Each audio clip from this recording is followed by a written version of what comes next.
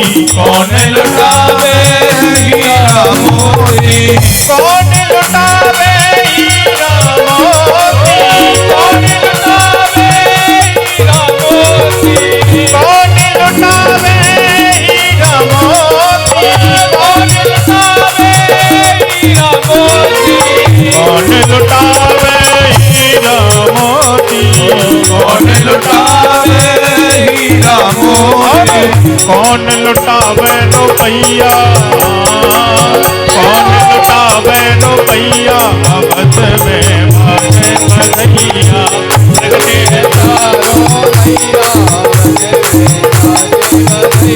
हो प्रगटे चारों भैया, अवध में बाजे बधैया, प्रगटे चारों भैया, अवध में बाजे बधैया।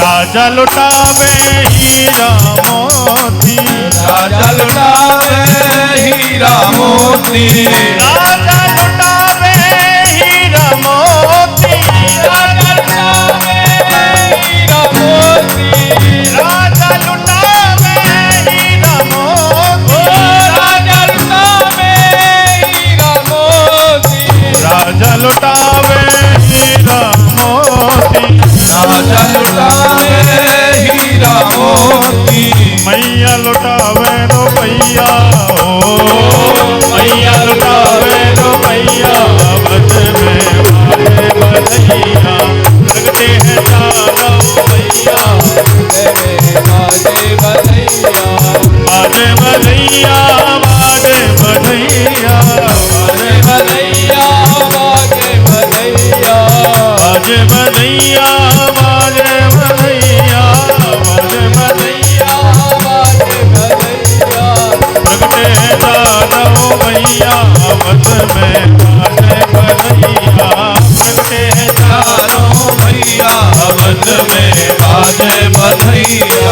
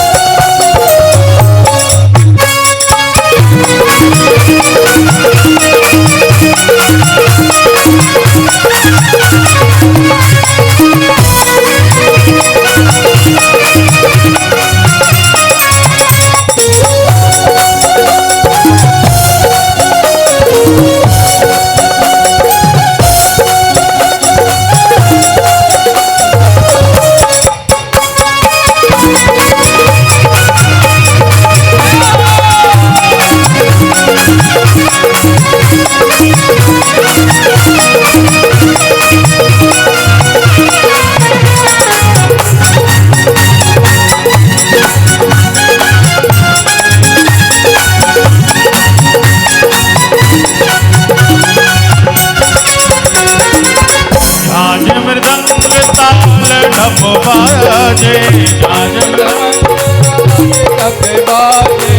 झांझ मृदंग ताल ढप बाजे, झांझ मृदंग ताल ढप बाजे, झांझ मृदंग ताल ढप बाजे, झांझ ताल ढप बाजे, झांझ मृदंग ताल ढप बाजे, झांझ मृदंग ताल ढप बाजे, झांझ मृदंग ताल ढप बाजे, नाचत ताता थैया सब मिले, नाचत ताता थैया अवध में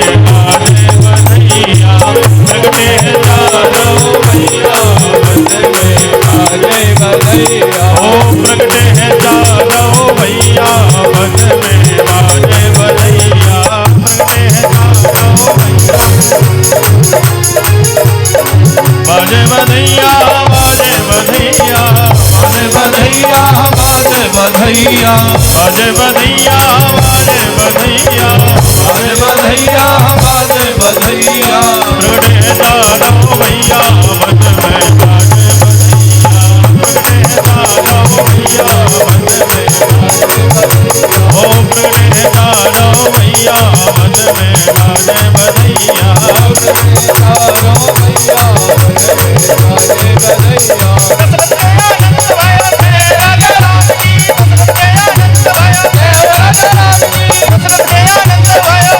दशरथ के आनंद भयो जय राजा राम की दशरथ के आनंद भयो दशरथ के आनंद भयो जय राजा राम की दशरथ के आनंद भयो जय राजा राम की दशरथ के आनंद भयो जय राजा राम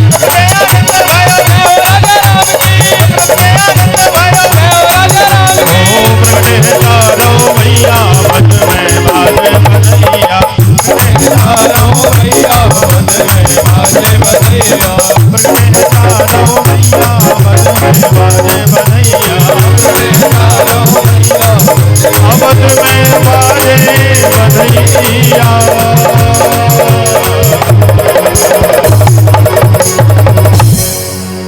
बोले राघवेंद्र सरकार की श्री अयोध्या धाम की जय श्री सरयू महारानी की जय हो चारों भैयान की जय तीनों मैयान की जय हो जय जय श्री। श्री राधे। आज चारों बालकों का जन्म हुआ। प्रवासियों ने खूब बधाई गाई। राजा ने प्रसन्न होकर के सबको खूब बधाई लुटाई है। उत्सव बहुत दिव्य रहा।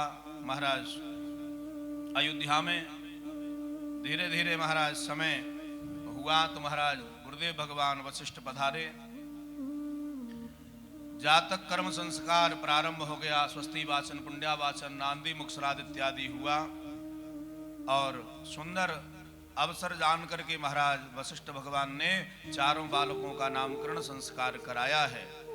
बड़े बालक का नाम जो सावरा सलोना है उसका नाम राम जी रखा है। उनसे जो छोटे हैं उनका नाम भरत रखा है। उसके बाद में महाराज शत्रुघ्न जी रखा और उसके बाद में लक्षण धाम सुराम प्रिय सकल जगत आधार गुरु वशिष्ठ तहि राखे हो लक्ष्मण नाम उदार। अंत में एक बालक का नाम लखन लाल रखा है। चारों बालकों का नामकरण संस्कार हुआ और अति संक्षिप्त रूप से रामचरित्र का हम श्रवण करेंगे।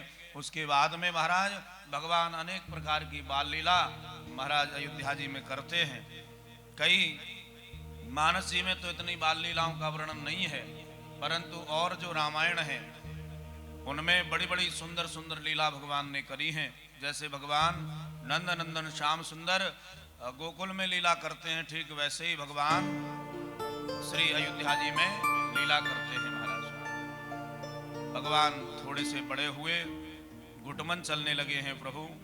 और तुलसीदास जी वर्णन करते हैं, घुटमन चलते चलते महाराज भगवान दीवारों को पकड़ करके खड़े होने का प्रयास करते हैं।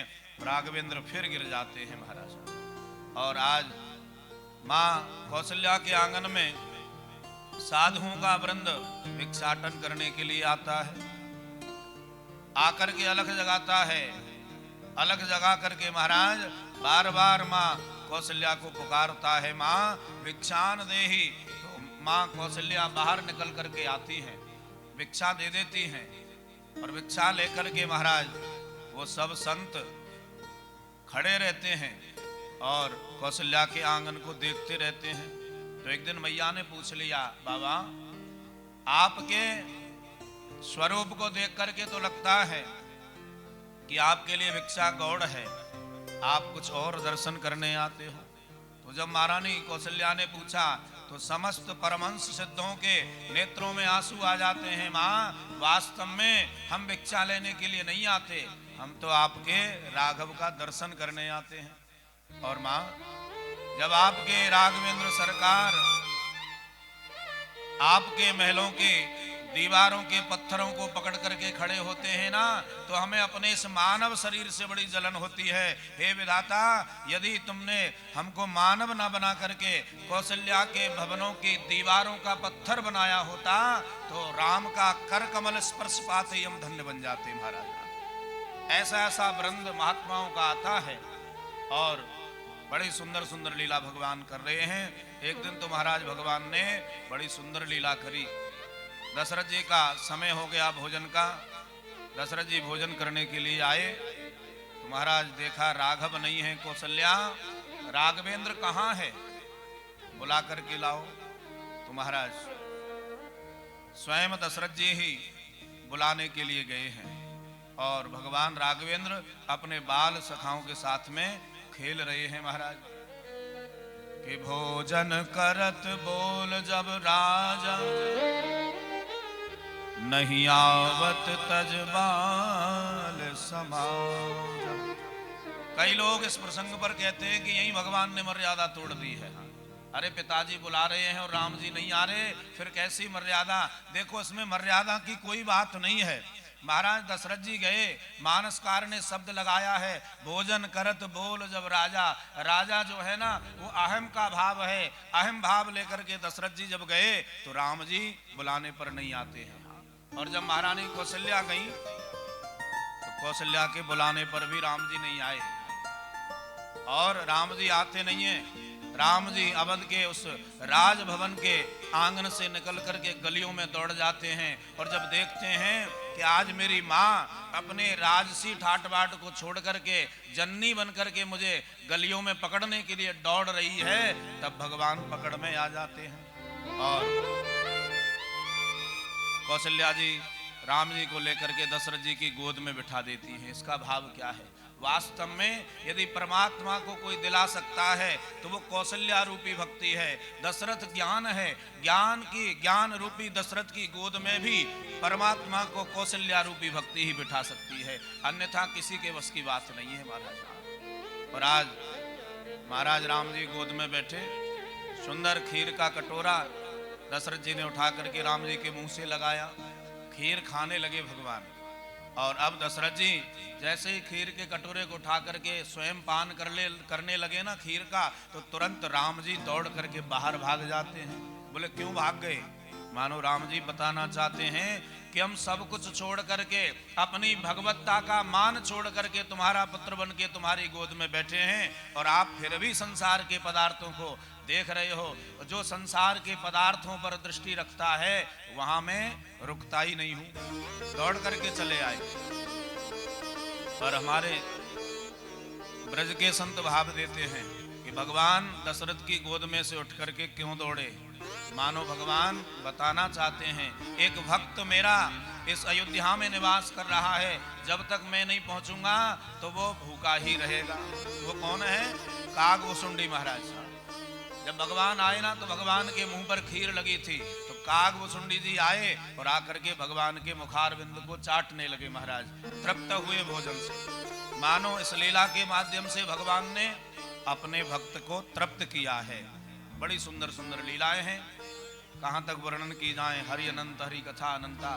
प्रेम रामायण में तो महाराज स्वामी श्री राम हर्षण दास जी ने इतनी बाल लीलाओं का वर्णन किया है कि इसका कोई जवाब नहीं महाराज। हाँ, उसके लिए समय भी चाहिए और ठीक ठाक सब मामला चाहिए। बोलो राधे राधे। तो आइए स्पर्श करते हुए चलते हैं। मानस बड़ा गंभीर विषय है, मानस की चर्चा जितनी की जाए उतनी कम है महाराज। मानस का पूरा वर्णन तो यहाँ संभव है ही नहीं, पर फिर भी यथामति यथा समय जो ठाकुर जी की कृपा होगी, जो गुरुदेव भगवान की आज्ञा होगी, उसके अनुरूप हम लोग स्पर्श करेंगे। भगवान धीरे धीरे बड़े हुए और गुरु जी के यहाँ विद्याध्ययन करने के लिए प्रभु गए हैं। भगवान गए, जाकर के महाराज थोड़े से समय में सभी विद्याओं को ग्रहण करके पुनः दशरथ जी के पास में आ गए। और इतने में क्या हुआ कि महाराज विश्वामित्र जी का आगमन हो जाता है। ये गादी राजा के पुत्र हैं। यहां भी बड़े रहस्य की बात है।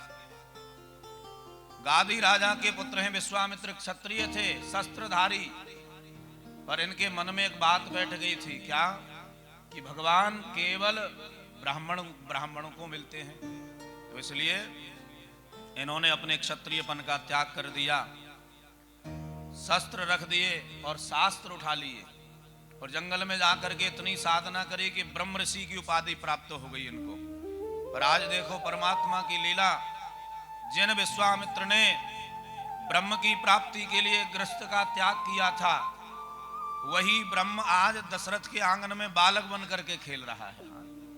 इसलिए भगवान की प्राप्ति करने के लिए ना वर्ण को छोड़ने की जरूरत है और ना अपने धर्म को छोड़ने की जरूरत है, ना घर को छोड़ने की जरूरत है। यदि भाव होगा तो तुम्हारे घर में भी राम जी की तरह स्वयं भगवान प्रकट होकर के तुम्हारे आंगन में लीला करेंगे। महाराजा, जिन विश्वामित्र ने भगवत प्राप्ति के लिए अपने क्षत्रिय धर्म का त्याग कर दिया, गृहस्थ धर्म का त्याग कर दिया, वैरागी हो गए महाराज, त्यागी हो गए। पर आज देखो परम आदरणीय महाराज सुखदेव जी कहते हैं, राजन उन दशरथ जी का गृहस्थ कितना धन्य होगा जो कि महाराज भगवान लीला करने के लिए उनके आंगन में खेल रहे हैं। आज विश्वामित्र जी को पता चला और विश्वामित्र जी चले हैं जंगल से कि गाधि तनय मन चिंता व्यापी, हरि बिनु मरहि ना निश्चर पापी। जंगल में रहते हैं, यज्ञ करते हैं, परंतु इनके यज्ञ को पापी लोग, दुष्ट लोग, दैत्य लोग पूर्ण नहीं होने देते महाराज। तो इनके मन में बात आ गई, क्यों ना राम जी को लेकर के आऊं, आज चले अपने आश्रम से। महाराज पैदल आए हैं, परंतु मानसकार वहां वर्णन करते हैं कि बहुविधि करत मनोरथ, जात लाग नहीं बार, करिम जन सर योजल, गए भूप दरबार। चले थे पैदल, परंतु मानसकार ने वर्णन किया है बहुविधि करत मनोरथ, मनोरूपी रथ में बैठ करके गए हैं। मन रूपी जो रथ है ना, संसार का रथ पहुंचे न पहुंचे, परंतु मन रूपी रथ परमात्मा के पास में जरूर पहुंचता है। आज महाराज पैदल चले थे पर कल्पना में डूब गए। और कल्पना कैसी है, भगवान आएंगे, मेरे साथ रहेंगे, मेरे यज्ञ को पूर्ण कराएंगे, कितना आनंद आएगा। अब ऐसा चिंतन करते करते महाराज पहुंच गए और दशरथ जी ने स्वागत किया। प्रसंग का तो बड़ा विस्तार है मानस में, पर भागवत जी में एक ही श्लोक में राम कथा का गायन सुखदेव जी ने किया है, केवल एक श्लोक में महाराज कि गुरुवर थे त्यक्त राज्यो व्यचरदन वनम पद्म पद्म्याम प्रियायाः, पाणि स्पर्श अक्षमाभ्याम प्रजत पथिरुजो यो हंत हरिंद्रानुजाभ्याम। केवल एक श्लोक में पूरी राम कथा को गा दिया है। आज भगवान पिता की आज्ञा से, गुरुदेव की आज्ञा से विश्वामित्र जी के साथ में चले और मार्ग में ताड़क बनाया, ताड़का का उद्धार करते हुए भगवान पहुंचे हैं, ऋषि के यज्ञ की रक्षा कर रहे हैं। मारीच सुबाहु आए, भगवान ने मारीच को तो लंका के किनारे फेंक दिया और अग्नि बाण से सुबाहु को जला करके भस्म कर दिया है, यज्ञ की रक्षा करी है। देखो ये विश्वामित्र का यज्ञ क्या है, विचार करें। वास्तव में मानव जो जीवन है ना, वो अपने आप में एक यज्ञ है और इस यज्ञ को बार बार व्यवधान डालने के लिए दैत्य आते हैं। वहां सुबाहु मारीच आता था, पर मानव जीवन रूपी यज्ञ में भी बड़े बड़े विकार आकर के महाराज बाधा डालते हैं। तो जब तक अपने मानव जीवन रूपी यज्ञ में राम यानी ब्रह्म, लक्ष्मण यानी वैराग्य, राम लक्ष्मण की स्थापना नहीं करेंगे, तब तक मानव जीवन का जो यज्ञ है ना, वो भी पूर्ण होने वाला नहीं है महाराज। मानव जीवन का यज्ञ कब पूर्ण होगा, जब अपने जीवन में राम रूपी ब्रह्म और लक्ष्मण रूपी वैराग्य की हम स्थापना करेंगे। बिना उसके हमारा कल्याण होने वाला नहीं है। आज यज्ञ की रक्षा करी और यज्ञ की रक्षा के उपरांत महाराज विश्वामित्र जी के साथ में आगे गए और गंगा अवतरण की कथा सुनाई, गंगा जी का दर्शन कराया, राम जी ने स्नान किया, अहिल्या का उद्धार करते हुए भगवान पहुंच गए जनकपुरी में महाराज। भगवान जनकपुरी पहुंचे। जनकपुरी पहुंच करके अनेक प्रसंग हैं महाराज। पुष्प वाटिका का है, नगर भ्रमण का है, और अंत में महाराज स्वयंवर होता है।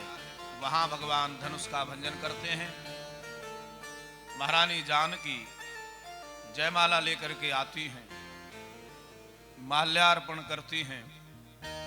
पुनः परशुराम जी आते हैं। बड़ा सुंदर प्रसंग है, खूब विस्तार से लक्ष्मण परशुराम संवाद होता है। और उसके बाद में महाराज दशरथ जी बारात लेकर के जाते हैं। सुंदर सब व्यवस्थाएं होती हैं।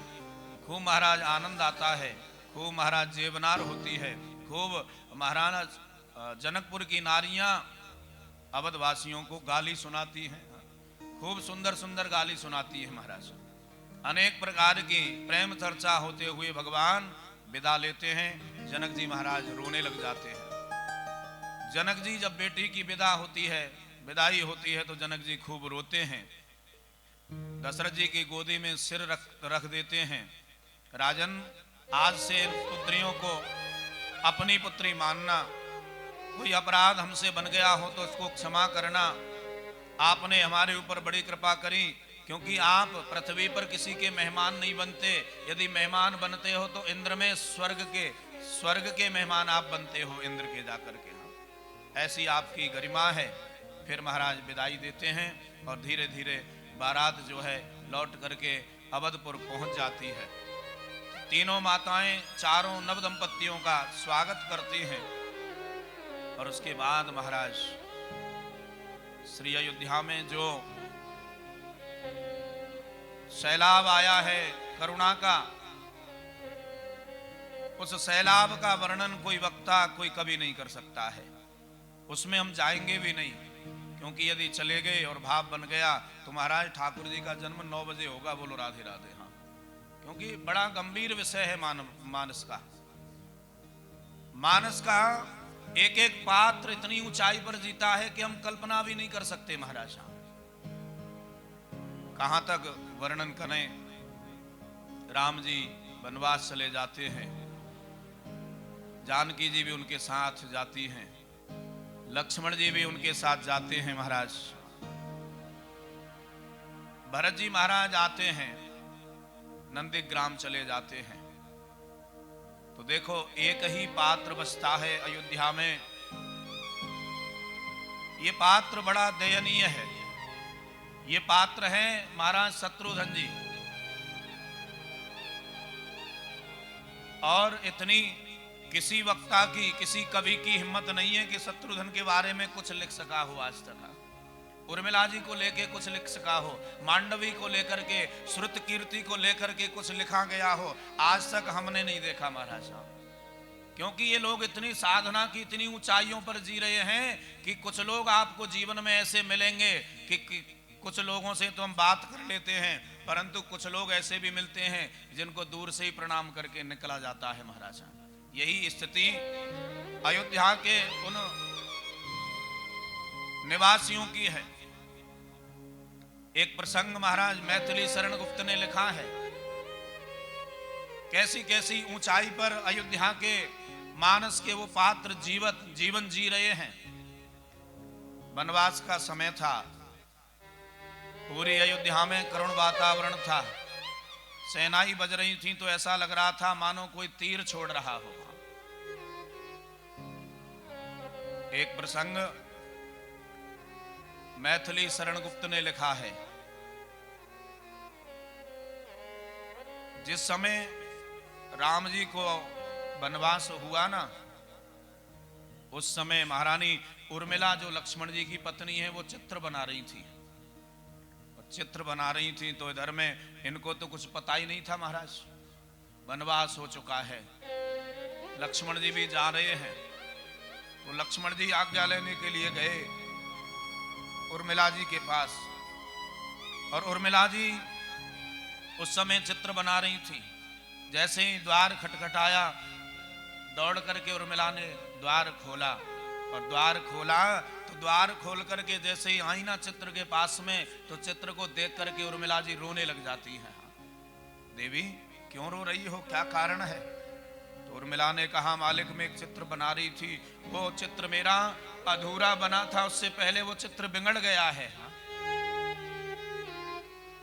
देवी अरे ऐसा कौन सा चित्र बना रही थी जो जिसके बिगड़ने पर तुम रोने लगी? लक्ष्मण जी ने कहा मालिक उर्मिला जी कहती हैं कि मैं चित्र बना रही थी कि अयोध्या के राज सिंहासन पर जानकी और राम जी बैठे हुए कैसे दिखते हैं, मैं चित्र बना रही थी। हाँ, तो लक्ष्मण जी ने कहा देवी तुम्हारा चित्र बहुत ठीक समय पर बिगड़ा है, क्योंकि अब राम जी को राज्याभिषेक नहीं, राम जी को वनवास दे दिया गया है और मैं भी उनके साथ जा रहा हूं। तो ऐसी ऐसी ऊंचाइयों पर जो पात्र जी रहे हों, किस कवि की हिम्मत है कि उन पात्रों के विषय में कोई चर्चा कर सके? महाराज कहां तक वर्णन करें? एक ही पात्र अपने आप को घृणा से देखता है, वो है शत्रुघ्न। विचार करता है राम जी वन चले गए, लक्ष्मण जी उनकी सेवा में हैं, भरत जी नंदी ग्राम में चले गए, इस संसार में और इस अवध में सबसे अभागा तो मैं हूं, मैं कहां जाऊं, किससे कहूं, मैं क्या कर सकता हूं? क्योंकि ना भरत जी को अच्छा लगता ना राम जी को अच्छा लगता। उनकी दशा का यदि वर्णन करें ना तो महाराज सेनाई वाले सेनाई बजाते थे तो शत्रुघ्न जी संभालते थे, भैया ऐसे ही रियाज करो, जब राम जी आएंगे ना तो इन्हीं स्वरों को छेड़ देना ताकि राम जी प्रसन्न हो जाएं।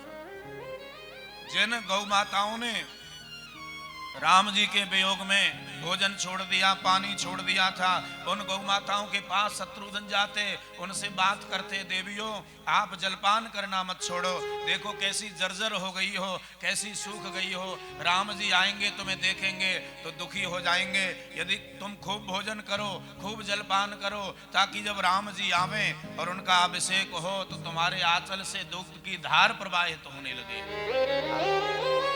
और वही शत्रुघ्न जा करके अपने कक्ष में द्वार बंद करके इतना रोते थे कि मानस की पात्रों की ऊंचाइयों का वर्णन कर पाना बड़ा मुश्किल है। हाँ,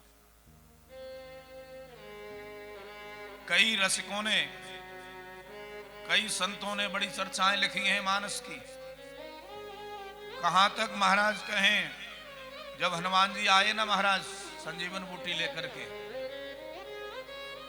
भरत जी ने बाण चलाया, हनुमान जी अयोध्या में गिर पड़े, सब आए दौड़ करके, सबने सुना कि लक्ष्मण जी के प्राण चले जाएंगे यदि सूर्योदय से पहले हनुमान जी ना पहुंचे तो, सब रोने लगे। परंतु दो पात्र हंस रहे थे, एक माता सुमित्रा और एक महाराज उर्मिला जी। हाँ, ये दोनों हंस रहे थे। पूरा अयोध्या का समाज रो रहा है लक्ष्मण के लिए, परंतु सुमित्रा जी हंस रही हैं। हनुमान जी को आश्चर्य हुआ, ये कैसी मैया है? अरे जिसके पुत्र के जीवन में संकट है वो हंस रही है, पूरा समाज रो रहा है, मां आप क्यों हंस रही हो? तो महारानी उर्मिला ने कहा, अरे हनुमान मैं इसलिए हंस रही हूं, ये लोग कैसे पागल हो गए हैं कि रो रहे हैं, परंतु मैं जानती हूं और तुम भी जानते हो, देखो लंका के युद्ध में इस समय कौन रो रहा है और कौन सो रहा है। मां लक्ष्मण जी सो रहे हैं, राम जी रो रहे हैं, तो तुरंत उर्मिला जी बोल गई, अरे हनुमान जी तो तुम ही बताओ, शक्ति लक्ष्मण को लगी है कि राम को लगी है? अरे जिसको शक्ति लगी है वो रो रहा है और जिसको शक्ति नहीं लगी वो सो रहा है। ये मानस के पात्रों की ऊंचाइयां हैं, ये मानस के पात्र हैं महाराज, कहां तक वर्णन किया जाए। मानस मानस है, मानस के पात्र बड़ी बड़ी ऊंचाइयों पर जीवन जीते हैं। एक एक पात्र की इतनी ऊंचाई है कि शायद आज तक कोई कवि वहां तक पहुंच नहीं पाया, आज तक उनकी साधना में विक्षेप करने का किसी का साहस नहीं हुआ, क्योंकि साधनाशील जो व्यक्ति है, जो जीव है, जो भजन में बैठा है, उसके सामने आप बोल नहीं सकते, उसको प्रणाम करके ही निकला जाता है महाराज। कहां तक कहें, राम जी वन चले गए अयोध्यावासी रोने लगे, व्याकुल। सुमंत जी को भेजा दशरथ जी ने, रथ में बैठा करके महाराज गंगा जी को पार कराया। निषाद राज से मुलाकात भगवान ने करी। श्रृंगवेरपुर में महाराज भगवान रुके एक रात्रि। केवट की नौका का आश्रय लेकर के भगवान ने गंगा को पार किया है। प्रसंग बड़े दिव्य हैं, बड़े गंभीर हैं, बड़ा आनंद है महाराज राम कथा का। अंत में महाराज सुमंत जी को भगवान लौटाते हैं। तो सुमंत जी का राम प्रेम कैसा है, भगवान के वियोग में सुमंत जी के आंखों से आंसू सूख चुके हैं। तो भक्तमालकार ने लिख दिया है कि जब आंसू आना बंद हो गए ना राम जी के वियोग में, तो सुमंत जी के नेत्रों से खून की धारा बहने लगी, रक्त की धारा आंसुओं की जगह बहने लगी। महाराज, ये प्रेमियों की चर्चा है, जितना हम डूब करके सुनेंगे उतना आनंद आएगा। महाराज, कितना हम वर्णन करें, कहां तक वर्णन करें, इतना गंभीर विषय है मानस का। एक एक पात्र को यदि हम देखना चाहें नजदीकी से, तो कभी महाराज विचार करना, उस प्रसंग को श्रवण मत करना, उसमें एकदम खो करके, उसमें एकदम विलीन हो करके, उस रस में डूब करके बिल्कुल शांति के साथ समाधि लगा करके बैठ जाना, तब मानस का आनंद आता है। महाराज, मानस है और मानस से ही कृष्ण जन्म की भूमिका बनती है। मानस से ही, रामावतार से ही महाराज कृष्णावतार की भूमिका बनाई ठाकुर जी ने। रावण का वध किया और वध करने के उपरांत भगवान आए 14 वर्ष के बाद में राज्य तिलक हुआ। उसके बाद भगवान ने जो भूमिका बनाई कृष्णावतार की बनाई है। और ये कृष्णावतार की भूमिका कैसे बनी, आज आपको हम एक बड़े रहस्य की बात बतावें कि मथुरा में शत्रुघ्न जी को भेजा राम जी ने, जाओ मथुरा में अपना राज्य स्थापित करो, क्योंकि हमारे अवतार का समय आ रहा है। और शत्रुघ्न जी जब आ गए ना मथुरा, तो बिना राम जी के उनको ऐसा वियोग व्याप्त हो गया कि उनके प्राण निकलने वाले थे, रोते थे राम जी की याद करके। महाराज शत्रुघ्न जी भगवान की आज्ञा थी इसलिए आए, कृष्णावतार की भूमिका बनाने के लिए आए हैं। परंतु राम जी के वियोग में इतने व्याकुल हो गए कि मानो प्राण निकल जाएंगे। तो तब महाराज मथुरा के जो 24 समाज के ब्राह्मण हैं ना, उन्होंने शत्रुघ्न जी को जीवित रखने के लिए रामलीला चलाई। महाराज, हाँ, तो आज भी अयोध्या की रामलीला प्रसिद्ध नहीं है, मथुरा की रामलीला प्रसिद्ध है। हाँ, अयोध्या भी मथुरा के 24 समाज के ब्राह्मण ही रामलीला करने जाते हैं अयोध्या जी में प्रतिवर्ष, तब उनको जीवित रखा। ऐसी भूमिका बना करके महाराज उसके बाद में परम आदरणीय श्री सुखदेव स्वामी वर्णन करते हैं, राजन अब तक मैंने आपको सूर्यवंश का वर्णन सुनाया यथामति यथा समय, और अब आपको हम चंद्रवंश का निरूपण श्रवण कराते हैं। आइए उससे पहले इस वातावरण से निकलने का प्रयास करेंगे, एक हरिनाम संकीर्तन, और उसके बाद में